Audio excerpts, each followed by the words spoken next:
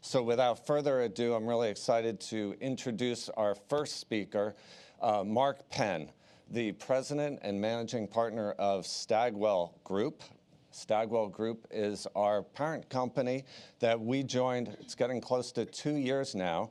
We were the fourth agency to become part of the Stagwell Group, and we now have 15 agencies within our family. And this is the vision, and Mark is our leader. Mark's had an incredible career. He has over 40 years of experience as a marketer, advertiser, strategist, pollster, researcher, and advising some of the most influential business and political leaders in the world, as well as the leading brands out there, from Verizon to Merck to McDonald's, et cetera.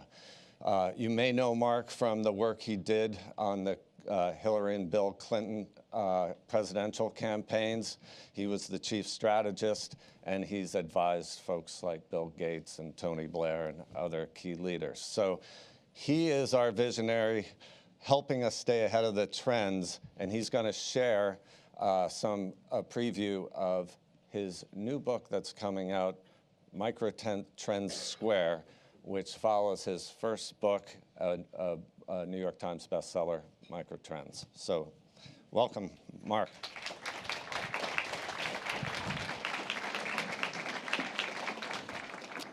Thank you, Sloan. I'll give you guys what I hope will be your last welcoming speech, so I can welcome you too on behalf of the Stagwell Group. Really about 3 years ago, we set out with the goal of assembling kind of a great group of companies that really worked in the spirit and reality of the new marketing environment that we all live in. And so being able to be an alternative holding group, one that was really digital first, well, PMX was really one of the first on our list. It was actually the first company I met with. As I say, they were the fourth to make a transaction, so there was a little haggling every now and then. Chris doesn't know the real price I was willing to pay. But we knew that PMX would just have to be part of this group because it did represent the state of the art in digital marketing. And it had also, like many of the clients sitting out here, gone through itself the very kind of transition, having started out in direct mail, to achieve an integrated digital marketing platform that I think very few people really do achieve. And it was one of the things that I know that whether we go from direct mail to online advertising to space billboards on the moon, PMX will be there, right? And I think that's important because part of what we did at the Stagwell Group is that we utilize whatever technology is available. We may build a little ourselves. We have a group of 100 engineers in Toronto, along with great companies like Code and Theory and Harris Insights and Analytics. I know that you'll be hearing from. But part of what I understood, very early on was that to stay apace, you don't want to own the technology. You want to use the technology, and you want to use and develop the technology as it changes to meet the disruptions and really serve clients the best. So I hope you'll continue to enjoy PMX and the rest of the Stagwell Group. And with that, I will kind of turn to something I hope you'll find interesting. In March 20th, I've got this book coming out, Microtrends Squared. It follows on a book I did 10 years ago called Microtrends, which was all about trying to explain the various disruptions that we see going on in our society, and to understand the society is very much like an impressionist painting, made up of lots of small dots that may be contradictory, that may pull in so many different directions at the same time. And so I'll give you a little taste for some of the analysis in Microtrends. I'll pick out a few trends. There are 50 in the book, so we won't be covering them all, and give you some of the concerns. This is, of course, Newton's cradle in an impossible position. Theory of the case, even small trends can have a huge impact. When you kind of think about it, you look at what's happening with a group I call Militant Dreamers, 800,000 people out of 320 million. That group is one of the most powerful forces going on in politics today. You look at the last election, really 100,000 votes out of 130 or 40 million cast really swung the election one way or the other. In a country that you think is driven by youth, actually, we have never been older. And in fact, older folks really reasserted themselves in recent elections. And so I hope you'll really kind of understand how these 50 microtrends give you, I think, some explanatory power of what you're seeing. So underlying the change in digital marketing is the change in consumer manufacturing. So if you go back to the Model T, Ford basically said you could have any color car you want as long as it's black, okay? Now, what was the point of that? The point of that was, hey, in order for every middle-class person to have a car, I was gonna standardize manufacturing on the assembly line and therefore drive the price down so it could be affordable. And what would you give up for affordability? Choice. Only he turned out to be wrong. It turned out that people love choice and that making choices available to people is a lot less expensive actually than the amounts people are willing to pay for that choice. And so 10 years ago, I wrote about the Starbucks economy. Take the single most commoditized product you can think of, a cup of coffee. Starbucks figured out how to have 155 different ways of ordering coffee, right? And interestingly, Starbucks did all the work. Grande, latte, with skim, et cetera. All that stuff was then done for you, right? At the time, when Apple had the iPod, it was any color you wanted as long as it was white. Now, because they said, great, we will manufacture a standardized device, but its characteristic is that you could customize the soundtracks and play stuff as you want. And so that was actually very much a part of the Starbucks economy, only you did the labor.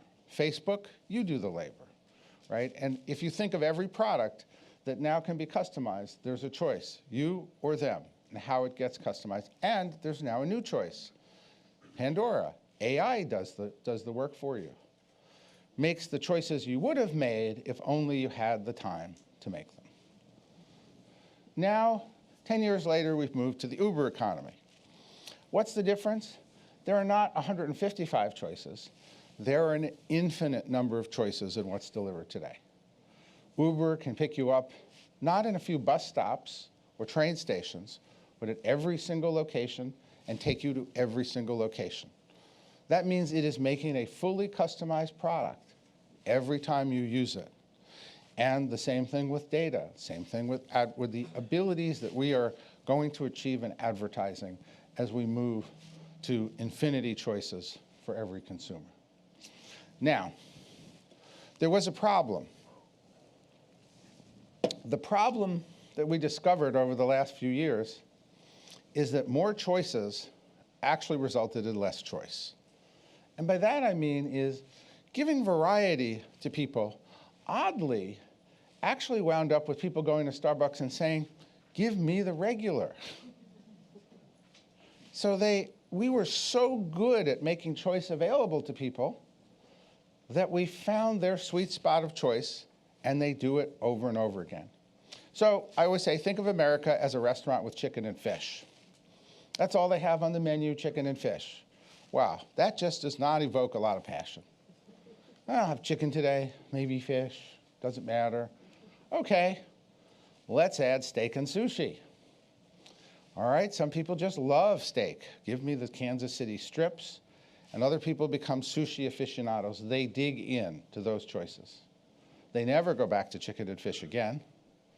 And so what happens is that we become, as a result of more choice, we make fewer choices and we become more isolated. So if you choose Fox News, you choose Fox News every day. If you choose MSNBC, sushi, you choose it every day. And so ironically, this ability to provide more and more variety actually started to create so many niches that it's dividing society, and we have to figure out how we handle that.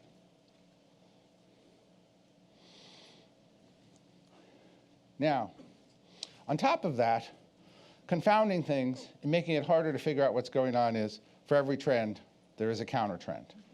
They not have to necessarily be opposite and equal. In fact, when they become unequal, that's where the battles are, right? But this is what I call the Newtonian law of trends, right? And so take a look at some examples of trends and countertrends. It is the information age. So what do we talk about every day? Fake news, because it is the misinformation age. Millennials power so much of our marketing and advertising. Who is the fastest growing group? Nonagenarians, of course. They have tripled, while the number of young people has leveled off. Smartphones, of course, that's a dominant trend, but the manufacturers of flip phones are actually making several million of a year and have resurged. Doesn't have to be equal. Silicon Valley, well, they have created an entire culture. We're somewhere in transplanted Silicon Valley here, an embassy. However, it is old economy voters who really determined the last election from Indiana to Pennsylvania. Egghead policies, things that require multiple steps to understand, they've been replaced by common sense policies. Hey, let's get tough on our enemies. Let's not be circuitous about it. And the more and more educated we've become, the more and more spinnable elites have become to talking points that they see on TV, because they become more and more removed from everyday problems. I'll come back to that. So people always ask me about the election, so I'll give you a drive-by on the election. What happened? If you don't buy into the Russians hijacked the elections theory, which is not particularly high on my list about what happened, I would say that old economy voters felt neglected as factory jobs shrank. Now, I thought when we left, the Clinton administration left town really in 2000, manufacturing jobs had stabilized at about 20 million. They had stabilized for a long time. They actually went down to 11 million in the ensuing years, leaving a lot of former factory workers out of work and impoverishing a sizable part of the country that generally was neglected policy-wise. Older and rural populations, the counter trend to Silicon Valley millennials, reject the values of millennials in culture, religion, and family. They don't agree with them. Society divided into more niches and camps. More voters, actually there are just as many liberals and conservatives as there ever were. There just are more very liberal and more very conservative, creating an even higher intensity. And impressionable elites created the illusion that only Hillary could win, so Hillary maybe didn't do all the things that she could have done to win, because everybody assumed that it was over. And this series of events really shows the election very much to be a play and counterplay against different microtrends struggling for power. And as different pieces of society won in that election, doesn't mean that they will win in the next one. But you can clearly see the different forces at work and the different niches playing against each other. And that's why I say the election is the victory of the counter-trends this time. At the same time, we've had incredible changes in lifestyles. Millennials have an extra 5 years of what I call footloose and fancy-free. It used to be you got out of high school, dated your sweetheart, you get married. So number of days you spent on your own, like 0. Okay? So now you spend 10, maybe 15 years on your own. And then if you do get married, you're a little pickier than you were. Hey, I like it this way. You also provided 10 or 15 years of reviving the cities because, hey, nobody moves to the burbs until they have a family.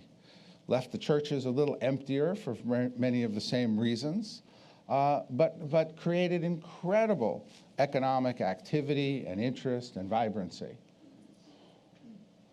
Seniors, see, but at the same time, seniors are having more fun than ever. They are a far richer and better off group than they ever were. It's not to say everyone is, but if you look at the aggregate statistics. And as I have a microtrend in here, unquestionably, guys who are single in their 70s never had it so good. They are outnumbered 2 to 1. Never did like these geriatric doctors have to ask questions about sexually transmitted diseases until now. And rural areas versus the cities, well, that is a battle. Rural areas have been largely depopulated. But, in the process of being depopulated and not having the kind of jobs, I used to have a very simple theme that I'd work with Hillary when she started here in New York, which was that no child should have to leave their hometown to find a good job, meaning that people should be able to work in the new economy with a better education without splitting up families. Unfortunately, that's not what happened. Families got split up, and a lot of those folks left behind in the rural areas then became dissociated and, as I said, struck back politically. Data is obviously the new oil or the new gold. I don't have to tell you guys. There are several trends in technology that are important. AI bots are coming. I'm, in the book, quite wary of the relationships that people have with bots. I'll ask people, is Alexa a he or a she? And people will say, well, it's a she, of course. And I'll say, no, it's an it, right? So, and then in fact, any variation of that is in fact a very serious issue where people don't realize that they're just talking to code. And in fact, so the other day I asked Alexa, are you a he or a she? And she said, I am in female character, meaning she had been taught to answer it in a fundamentally misleading way, right? Or an technically accurate way. But she didn't say, I'm neither, but I'm in character. Big data on everything. One of the most, when I was chief strategy officer at Microsoft, one of the early cloud clients was, in fact, a company that had 50,000 elevators. And so just by getting all the data on all the elevators and where they go and when they stop and how much they used and how much weight is on, right? You never really thought about the incredible amount of information and the ability to predict, just like in 2000, which elevator will fail at which time, right? And then go beyond that, really, when you think about it, the enormous amount of data. You never really thought that the elevator company knows, probably these days, could have pictures of who was in the elevator, when, and how many people, and that every single pattern of life now has a data set being created. I don't have a single picture of my great-great-grandparents. Today, people have a data set that is likely to survive that starts at birth through death. And these profiles are then, I cannot stress that no matter what business you are today, if you don't understand your customers well, your competitor who understands your customers better will have a more efficient marketing spend. That's just a fact.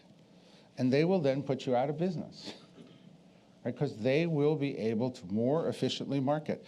So it is not optional to understand your customers or to have really significant data files on who your customers are. It is required. Otherwise, you will simply lose out in the marketplace. So let's take a look at some fun trends.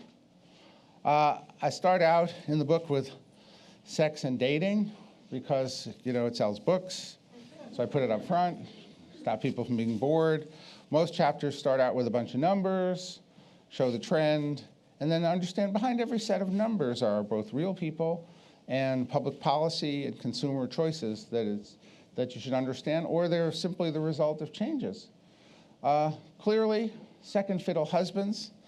It's a reversal of some traditional roles because as women entered the workforce, as women actually now are the majority in college and most of the professional schools, some of them are taking husbands that, are not quite up to it. and enjoying it. In fact, we found women with husbands that were kind of what we call the second fiddle category, not as much education, not as strong an income earner, actually were a little happier. So you can expect more second fiddle husbands in the future. Never married. Over on the other end of the spectrum, a growing proportion of people who, as I said, if you go back to It's a Wonderful Life, the horror in life was if Donna Reed became a spinster, right?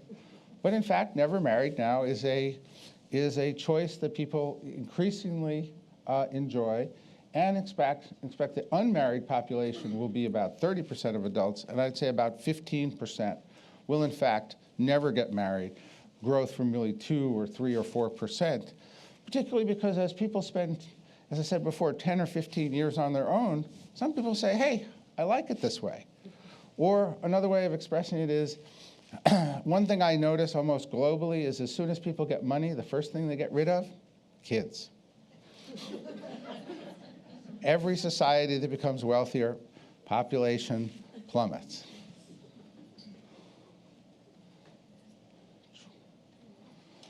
Here are my friends grading bachelors. So here are the statistics. Age 64. Wow, I happen to be 64. But I'm married. So 62 unmarried men per 100 unmarried women. And this is the best odds in a man's life. So the minute they change their status on JDate or some other thing, they find that they're deluged. Pro-proteiners. Now, remember a few years back, the government was on this kick that carbohydrates was great. Then it turned out that carbohydrates wasn't so great. America got fatter, so then they kind of pulled all that back. And then America went on a protein kick. So I was really fascinated. Well, I knew there was a protein kick. What was really the winner protein? Okay, well, it turns out that steak, through this process, and beef managed to kind of stabilize itself. But the real winner really turns out to be chicken. Okay? In fact, consumption has skyrocketed from 20 pounds per person in a year, right, typical in chicken, to 90 pounds. Chicken is the consensus protein. I did this. I immediately went out and bought Tyson stock. I made a good bundle. China Yum. But I would look at this and say, so how did that become? Well, it's not too expensive. It's not too, a little bit. It really became the consensus of what was acceptable health-wise, pocketbook-wise, et cetera. My friend who's a congressman eats absolutely nothing but chicken breasts. Kids on meds, okay? Now, my daughter is a psychiatrist, and what's quite clear is that there are far more younger kids on meds than ever before. In fact, I think I've probably got the 15% of children have been diagnosed, right? 11 million kids, up from 2 million in 1978.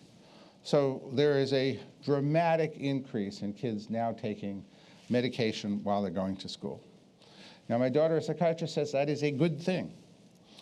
Why? Because kids just couldn't sit through modern school, particularly guys, right? As jobs and school changed to be even more complex desk work, that this actually is a good thing in her view. On the other hand, what I always say about these advanced trends is, so what do you do with 11 million kids who've taken drugs all of their life to maintain that stability? Will that be a lifelong of medication? Will that have consequences or not? What I like to do is say, hey, notice these trends now so that we look into it, so that we don't find even more overdose problems later on. And so I think that's kind of the implications when you find these trends.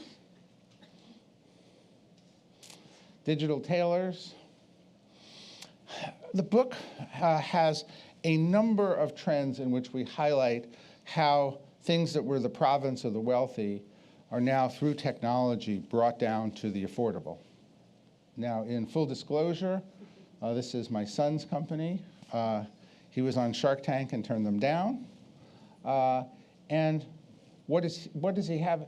He has an app that takes your phone, it takes a picture, it does your measurements, and then sends you a custom shirt. Now, what's interesting about that is he's taken something that was generally about $250, maybe you could find it $150, to a fully custom shirt, and driven the cost down to $69, right? And so what you see time and time again is the cost of luxury items, right, now have like a digital layer that cuts out a lot of the cost and democratizes them. Now, everybody maybe is not going to get a custom shirt, but at these price levels now, you can go, you know, fits right into the Uber economy. Instead of taking 10 possible shirt choices in my size, I can now have an infinite number of choices and have them custom made for me and delivered within 2 weeks. And that's a perfect example of the kind of disruption and shift that I think you see in industry after industry.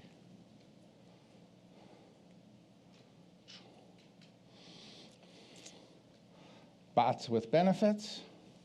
So if you're concerned about my model of choice, then you should be doubly concerned about the ability to build pleasing bots and robots that will create relationships. When I was at Microsoft, we had this incredible phenomenon that some engineers had programmed in China whose only goal was to have a good conversation with you and kind of keep the conversation going. And so the bot would kind of learn what you were interested in and then kind of ask you about it and keep it going. So it created kind of the comfort of a relationship. Now, they took that over to America. It lasted 2 days. Why? Because somebody said, well, I'm a racist, and then the bot started to ask all sorts of racist questions.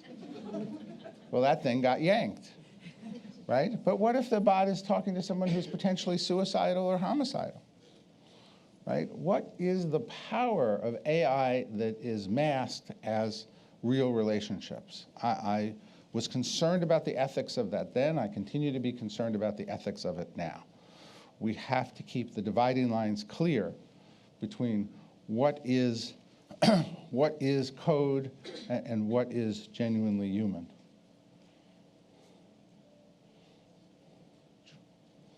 Social millionaires, probably a lot of people in this room are really going after them.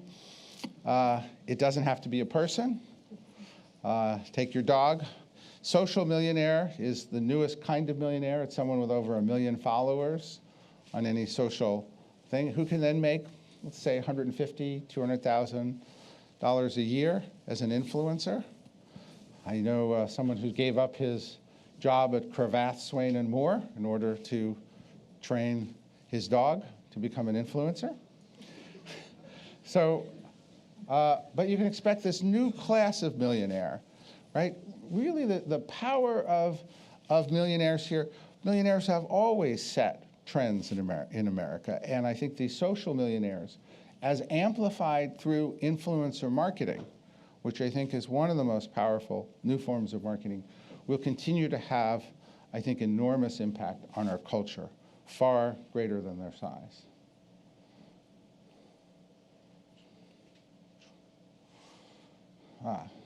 Single with pet, SWP. So part of what happens in this 10 or 15 years on your own is that people say, you know what, it's a little boring, I'm not ready for a child yet, how about a dog or cat? And so in fact, 70%, 7 in 10 millennials own pets, right? Tremendous number of pets. Now, let me just say that the pet, what I call the SWP, the single with pet, that pet gets a tremendous amount of disposable income. And I did a thing in the other Microtrends on empty nesters with pets, because when people get rid of their kids, they say, we don't have kids, let's get some pets, and they give them all the disposable income too, right? Typically, pets were squeezed, right? There were like 3 or 4 mouths at the table, and they were fighting for a few scraps, okay? In this case, they're getting like the cupcake, the birthday candle, the works. So single with pet. Now, the problem with these singles with pets is that they're going to need a lot of dog psychiatrists. Because in a lot of homes, a person or child is going to come along, and they are going to be shattered. They are never going to get the love and attention that they're getting now as they get replaced. But it's an incredible phenomenon, and it's why we have dog policies. I don't know what the dog policy here at Google is. We just moved our space into the World Trade Center, and we've had a number of, quote, therapy dogs that come up to the office. And because otherwise then you have this whole industry of dog walkers, I think, that comes out of some of these trends. I think I've covered pretty much my footloose and fancy-free. I think this is one of the bigger trends, because so many trends, I think, follow from that, right? And because I think you've seen the first marriage increase so many years, number of relationships people have, their ability to make a stamp on products, they're living in a roommate situation. All of these lifestyle changes, many of them are really traced to more education, out in the workforce, staying single for a longer period of time before having a family. I think that's a permanent fixture of life that has tremendous effects that I think have been underappreciated. Of course, the next big business is likely to be the marijuana business, right? It's going to be as big as alcohol. And remember, in any marketplace, a lot of the people who drive the marketplace are the top 20%. So, like, if Apple can't sell enough Apple 11s or 12s, whatever comes out, they're going to have to look into the high-end marijuana business. Because the same customers, right? And there will be a subculture devoted to high-class cannabis users. Spas, clubs, cruises, trips. You have seen nothing yet of what you're potentially going to see of this industry. And the profit is not going to be in the commoditized 80%. The profit is going to be in the top 20%, just like all the profit in smartphones or in the Apple consumers. Again, just to give you a counter trend, more women are in fact buying guns than ever before. You think of buying a gun as principally a male activity, you've seen this really shrink quite rapidly, particularly although this photo is a little bit more hand rifles, really a lot more handguns are being purchased by women. And a lot more targeting. So there's an entire kind of new industry developed around at the one hand, gun control and gun safety, and on the other hand, we have the number of guns per person in this country is 101. Well, it's 101, meaning there's 101%, so there's more than a gun for every person in this country, far outstripping. And if this trend holds, it will be another payday for the gun manufacturers. Impressionable elites.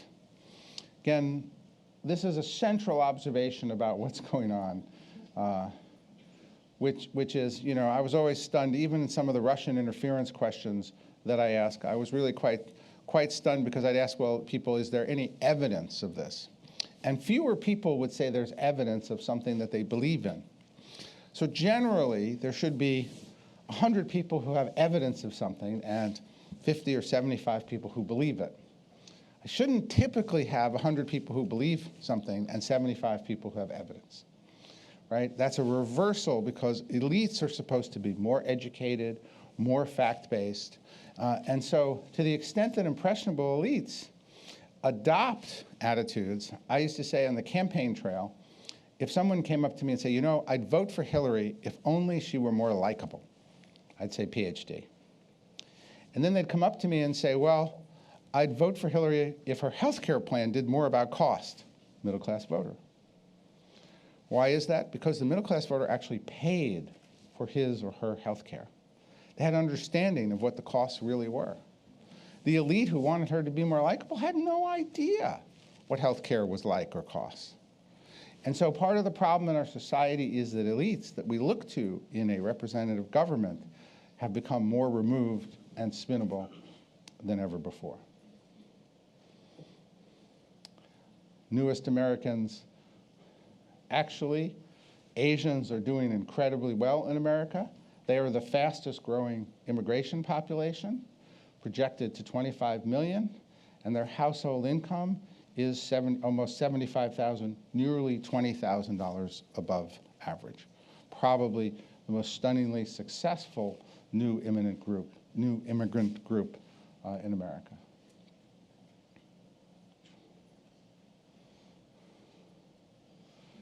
Couch potato voters.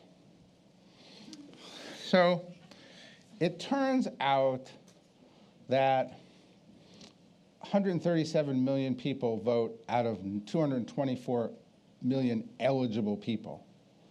That means there are a lot of non-participants, like 90 million couch potato voters. And so politics, increasingly in America, becomes, well, if I could get my slice of the potato to vote, then I can win. And so that drives it to the extremes compared to universal voting. But my point, if we had universal voting, most of this potato is made up of downscale, less educated white voters, much to the surprise of what people think. Because everyone who gets an education actually has a very good record of voting. African American communities, highly politicized. Asian and Latino communities, a lot to go in terms of voter organization. But downscale whites, lowest participation rate of all. So in some ways, be wary of what you hope for in participation. Bikers to work. Bikers to work is interesting experiment in social policy. A lot of cities have been dug up.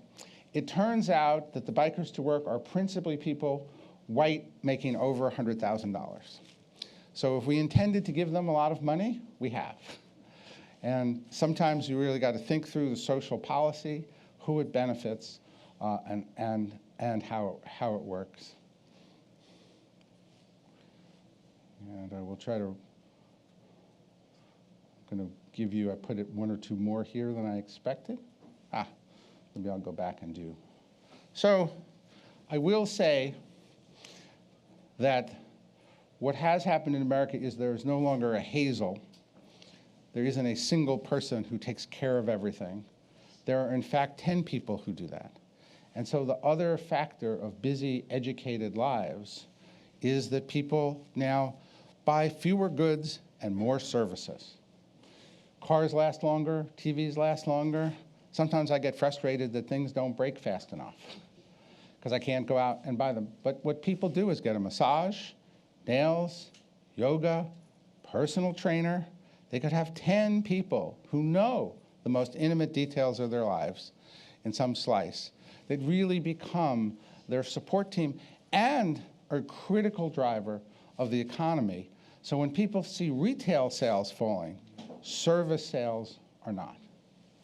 So let me wrap up about some of the benefits and dangers that we're seeing. There's a new wave of personalization, the Uber economy. Service industries are creating a tremendous number of new jobs. Luxury is being made available to more people. Basic technology is universal. And life's choices are fundamentally more satisfying and more fun and enjoyable. But big tech is becoming super powerful. AI can be abused for commercial purposes. Privacy is going out the window. Society is becoming balkanized. And kids and family are victims of prosperity. And when I did the first Microtrends, I didn't have really the danger side. And my point is that we just can't look at the benefits. We have to look at both, right? So, you know, I have a series of policy changes in the book that I won't go through all of them. Some of them our patron here may or may not really have top on the list. But I think we have to relook at antitrust laws and technology. We have to get the benefits of the economy to every region. We need some ethics code around developing technology. We need to give people more control over their data. And I think almost, you know, algorithms should be required to throw in like 10% of stuff I know you don't like, right? Like just to mix it up, just to remind people that there are choices out there so that cocooning doesn't become a phenomenon that is so divisive. And I think news on tech platforms needs to be thought of much like news was thought of in the airwaves, that channels ought to be auctioned off, publishers ought to be responsible, and people should have choice flipping among them, and that it's very hard for platforms to really pick news. I've got a whole bunch on democracy, but I won't bore you with those at this moment for another talk. So if you're out there taking advantages of microtrends, go back to this point because I think it's fundamental. If you have no personal profile of your customers, you will lose out. Data is king. Think services as much as product. Every product then yields a whole bunch of services. We fundamentally are moving to a service economy. We may bring back a few manufacturing jobs, but people don't want, you know, I ask in a survey parents, do you want your kid in manufacturing in a plant? 94% of American parents do not want a factory job. So service jobs can in fact be more satisfying, have far more autonomy. For every marketplace, there's a counter marketplace, right? That's the flip, that's the economic version of for every trend, there's a counter trend. For every group to sell to or advertise to, there was someone on the opposite end of the spectrum. So don't forget that when you plan out your plans. And everyday microtrends create opportunities. Whether you're, I doubt there's anybody in this room selling more guns to women. Beauty products from Korea, one of the biggest trends, grown into a $13 billion, to apartments set up for roommates because of the footloose and fancy free. Every one of these trends has implications for marketing, for planning, for products, for services, but it's up to you to really find them and put them to work. So I hope you enjoy Microtrends and enjoyed this little tour through it. Thank you, guys.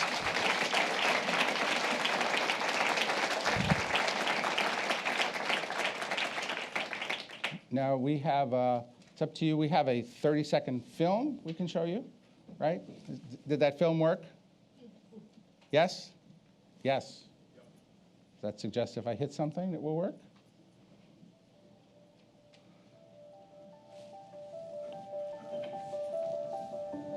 Think of a microtrend as the kind of dots that you see on an impressionist painting. Those little elements of society that are often changing, that when you step back are so critical to what's happening and the disruptions that we're seeing occur in our society today. In politics, a microtrend can tell you who the next group of swing voters is going to be in the next election. In business, a microtrend can tell you what technologies are likely to succeed. Spotting microtrends may even help doctors and scientists figure out how to cure some of the big diseases. All of these involve finding microtrends by understanding what's going on today. You really begin to understand that things just don't happen at a very surface level, that every big change up there can really bring 10 or 20 little changes in how people live, what they buy, how they think, and even what they read. So thank you on this, and we're having kind of a, you should be getting invitations after this. We didn't want you not to skip this one, but we're going to have kind of an office opening where the Stagwell companies have moved to the 62nd and 63rd floors of the World Trade Center, a lot of them the New York companies, and also a book opening on March 22nd. So I hope as many of you who can attend will attend. And it's up to you, Sloan, a question or two or not? What's your timing? Okay, take a couple of, if there are burning questions, we will take them. Depending upon, yep, sure. How do you said, force people to consume the other side? How do you, wow. Yeah. Thank you. I've been given this lovely Google box. Is this a microtrend? We all have Google boxes now? Microphone. A microphone, very good. The question is, you said, a lot of us in here are in media. You said one of the things we have to do is force people to see at least 10% of the other side. How do you do so in an environment, place where people can choose their own media and information entertainment? Yeah, I think ultimately you'd have to rely on the platforms like Google and Facebook and others that I think that aren't as much a discrete choice. And right now they're in the business of providing you 100% of what maximizes your viewership or your click. And I would say, look, if they took 10% and took a flyer, right, and took something that was almost the opposite of what they do, that in order to shake people out of it, that these platforms would have to adopt some algorithms that did that, under the theory that it would that this reinforcing model of what people like closes people off to stuff that they would like if only they open their eyes again. And I think the platforms and the algorithms are the place to kind of implement that. I think it's possible. Remember, we used to have, when we thought television was sort of way over here, then we created PBS, and we created some alternative TV, precisely so in that model, there were alternatives to then the purely commercialized.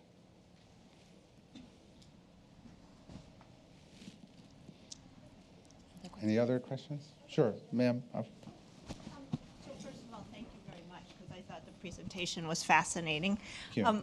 But the thing that I thought was very interesting in the film at the end was the idea of how you start to become, I guess, susceptible to the idea of microtrends. And you've done a great job for distilling them for us, but for each of us to develop the skills to sort of maybe do that for ourselves. Does your book cover that?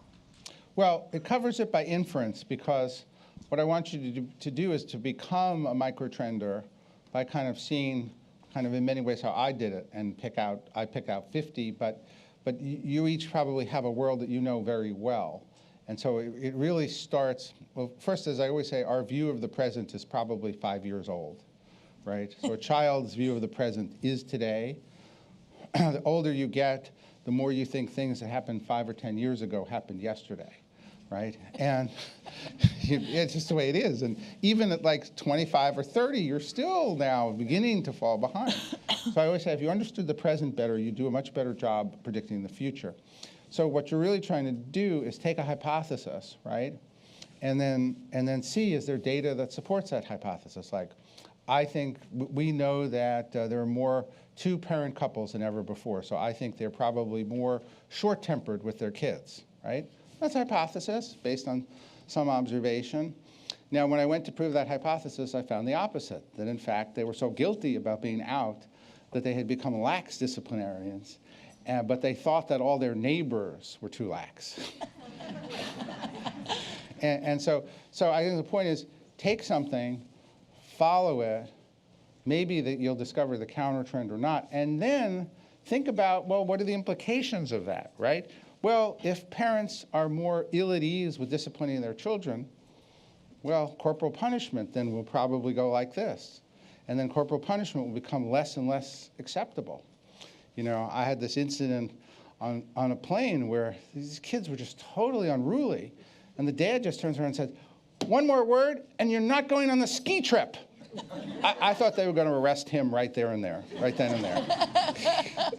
Right? I mean, so I think that, again, you follow this through, and these things just have more implications, either for marketing or social policy, than you ever dreamed. A last question, and then I'll keep everything on time. Here you go. Sir?